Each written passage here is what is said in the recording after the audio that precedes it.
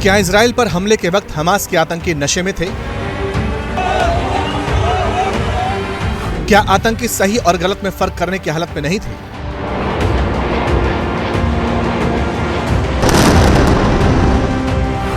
क्या ड्रग्स देकर फिलिस्तीनी युवाओं का ब्रेन वॉश किया जाता है?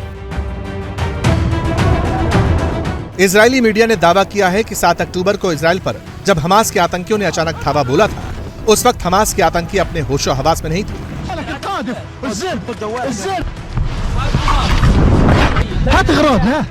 क्योंकि इजराइल पर हमले से पहले हमास के दहशतगर्दों ने कैप्टागोन नाम की एक सिंथेटिक ड्रग्स ले रखी थी। किसी आम दवा की गोली की तरह ही दिख रही ये सफेद गोलियां ही कैप्टागोन होती हैं, जिसकी गिनती सिंथेटिक ड्रग्स में की जाती है। 1961 में पहली बार जर्मनी में इसे बनाया गया था ताकि कम नींद और डिप्रेशन के मरीजों का इलाज किया जा सके। इसे बनाने में कई तरह के केमिकल का इस्तेमाल होता है। 1986 में कैप्टागोन को बैन कर दिया गया, लेकिन अरब देशों में जब इसकी डिमांड बढ़ने लगी तो यूरोप से बचा हुआ स्टॉक मिडिल ईस्ट भेज दिया गया, जहां इस कैप्टागोन नाम के ड्रग को जमकर बेचा गया। अरब देशों के ड्रग्स तस्करों ने इस दवा में केमिकल की मात्रा बढ़ाई और इसके असर को और तेज करके नशे की गोली बना दिया। कैप्टागोन जो ड्रग है वो एक एम्फीथेटामाइन स्टिमुलेंट है जो सीरिया में, लेबनान में और टर्की में मैन्युफैक्चर होती है और ये स्मगल की जाती है। और हमास के जितने भी बच्चे हैं और यंग लड़के लड़कियां हैं उनको इसकी लत लग चुकी है, इनकी आदत है।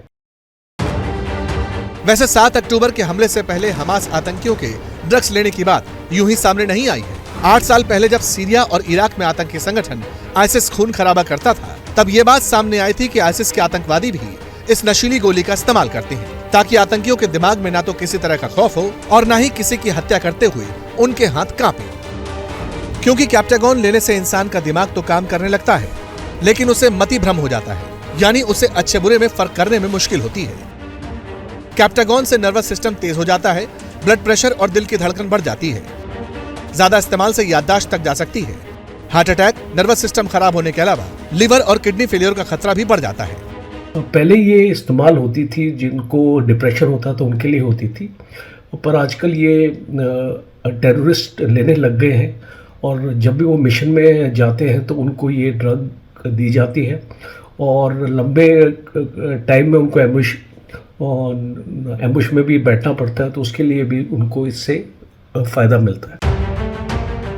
लेबनान और सीरिया में बड़े पैमाने पर कैप्टागोन तैयार की जाती है और दुनिया भर में इसकी तस्करी भी होती है, जिससे बड़े पैमाने पर वहां की सरकारें और आतंकी संगठन पैसा कमा रहे हैं। सीरिया में साल 2020 में कैप्टागोन की तस्करी से $3.5 अरब का अवैध कारोबार हुआ, जो सीरिया के कुल निर्यात के 5 गुना से ज्यादा था। लेकिन हिजबुल्लाह और हमास जैसे कई आतंकी संगठन फिलिस्तीन, लेबनान, सीरिया और इराक में नौजवानों को बरगलाने और दहशतगर्दी की आग में झोंकने के लिए कैप्टागोन जैसे सिंथेटिक ड्रग्स का इस्तेमाल करते हैं,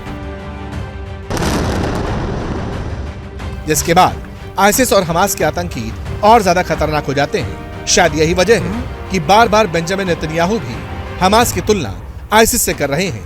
वो कहते हैं हमास ही नया आईसिस है।